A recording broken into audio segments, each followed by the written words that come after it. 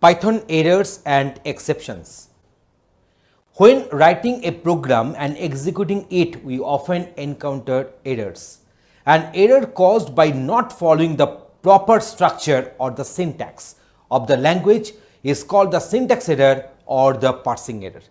So whenever we are writing one code and if the code is not properly written in the respective syntax as provided by Python, then obviously you are getting some syntax error. What is the meaning of the term syntax? Syntax means grammar.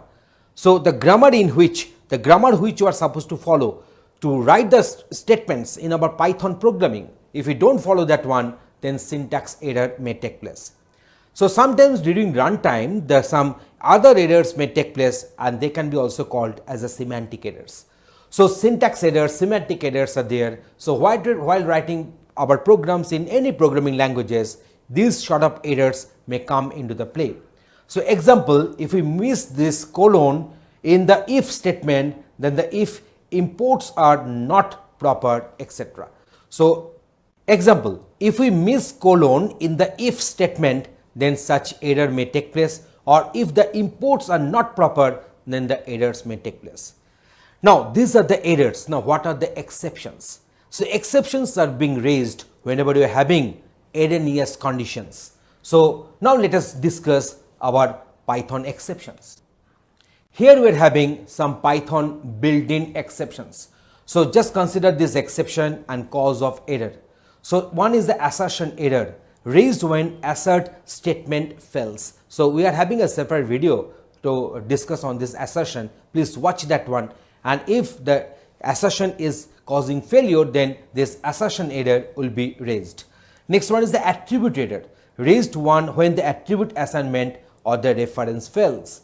Now next one is the EOF error, that is the end of file error raised when the input function hits the end of the file and it is trying to read some content from the file. So in that case, obviously the file has got exhausted, and so the error will be raised, the exception will be raised, and that is known as EOF error.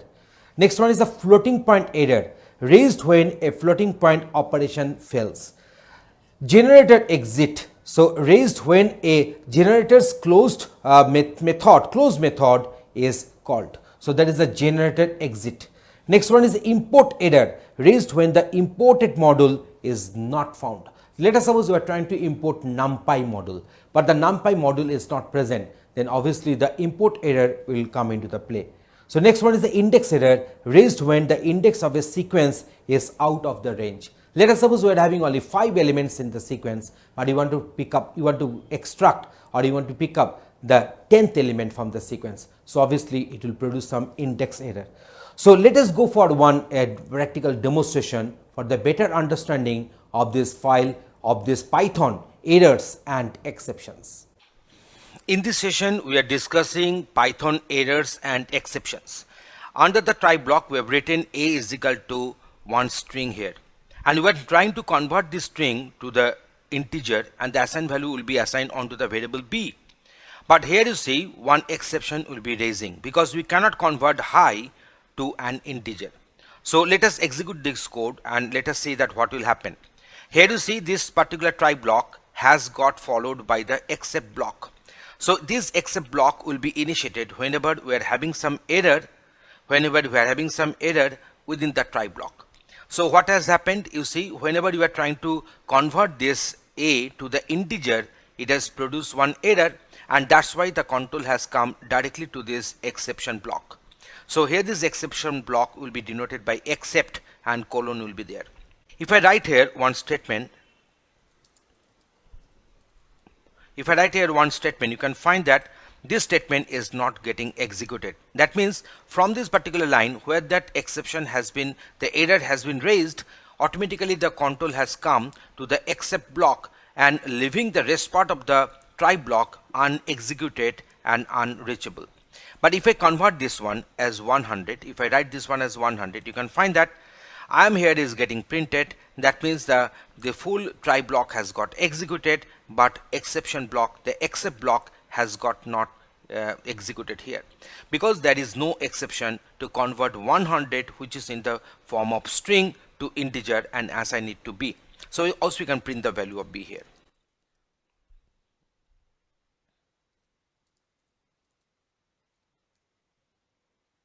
you can find that the b is equal to 100 is getting printed. So in this way we have shown you that how this try and except blocks are working here. If I convert it to high once again, you can find that except block is getting control. So next one is this one. So catching specific exception. So here a is equal to 5 and b is equal to 0, and we are trying to do a by b. So as b is equal to 0 here, so a by b will produce one exception. Here this particular error we have given the name, that is the 0 division error. So division by 0 is not possible, that is a message to be printed here. So let us go for the execution. You can find that division by 0 is not possible. So if I want to print the value of C, you can find that this particular line has become unreachable. But if I make this one say 500 and if I make this one say 10, in that case obviously the except 0 division error, that block will not get the control and it will print the required value for C as 50 here. So that is our catching specific exception. So again you are making this one as 0. You can find that it is printing that division by 0 is not possible, and that means the except block is getting the control whenever we are trying to divide a by 0 here, b is equal to 0 here. So now let us go for the another one. So exception can be raised also. In our code we can raise some exceptions. So let us suppose within the try block we have raised one exception, one error, that is a type error, and except block is handling that type error, and this particular message is going to get printed. So that means we can also raise our error within the try block, and except block should have that particular error code, and that's why the respective body will be executed. So here you see we are having this type error. Instead of this type error, if we keep only this except, then also the code will produce this one. Otherwise you can mention except type error, then also the control will be coming to this block and type error exception caught, that message will get printed. So now let us go for try and finally. So within the try block we have written print in try block, and here you see there is no exception has been raised. So what will happen after execution of the try block, then the finally block will be executed. Except block will not be executed because no error has been raised here. So what will happen, the try block will get executed and the finally block will get executed. So let us go for the execution. So in try block, in the finally block, you can find this. But if you raise one error, using this code, that is raise type error, then what will happen, the try block will be executed. That means this particular code will be printed, this particular statement or string will get printed, and then this raise type error, so control will come to this except and see what happens. You can find that in try block, in except block, in the finally block. That means finally block will be executed in spite of the fact whether any error has occurred within the try block or not.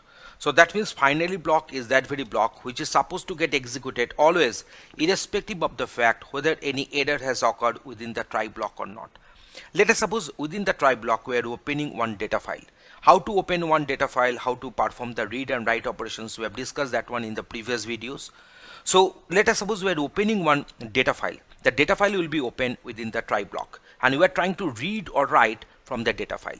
Let us suppose there is some error has occurred while reading the data file. Some portion of the data file has fallen on the bad sector of the hard disk. In that case what will happen, some IO error will take place. So in that case what will happen, the exception will be raised and control will come to the except block.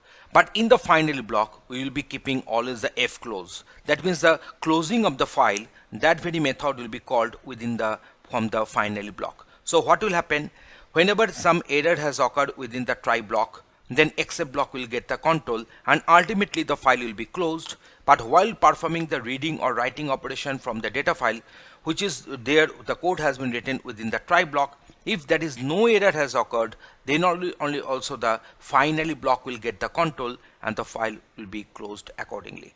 So that means those particular codes or statements which are supposed to get executed irrespective of the fact whether errors are occurring or not, they must be written under the finally block. So in this way, in this particular demonstration, we have given you the idea what is the purpose of try block, except block and the finally block. Thanks for watching this video.